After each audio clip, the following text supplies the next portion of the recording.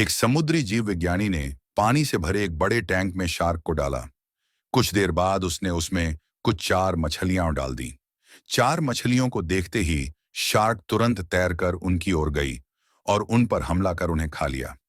समुद्री जीव विज्ञानी ने कुछ और 4 मछलियां टैंक में डाली और वे भी तुरंत शार्क का आहार बन गईं।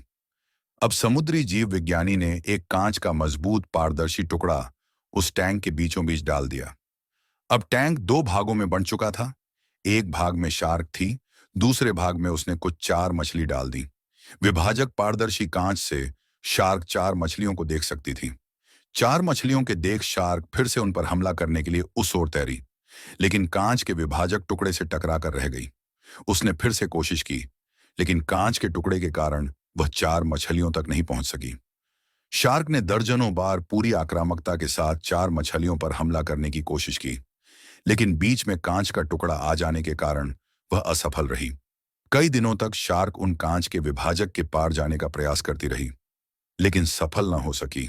अंततः थक हार कर उसने एक दिन हमला करना छोड़ दिया और टैंक के अपने भाग में रहने लगी।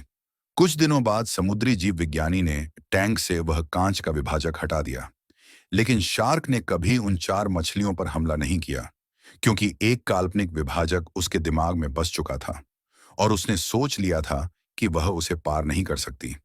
सीख जीवन में असफलता का सामना करते करते कई बार हम अंदर से टूट जाते हैं और हार मान लेते हैं। हम सोच लेते हैं कि अब चाहे कितनी भी कोशिश कर लें, सफलता हासिल करना नामुमकिन है, और उसके बाद हम कभी कोशिश ही नहीं करते, जबकि सफलता प्राप्ति के लिए अनवरत प्रयास आवश्यक है। परिस्थितियां बदलती रहती हैं, इसलिए अतीत की असफलता को दिमाग पर हावी न होने दें और पूरी लगन से फिर मेहनत करें। सफलता आपके कदम चूमेगी। सफलता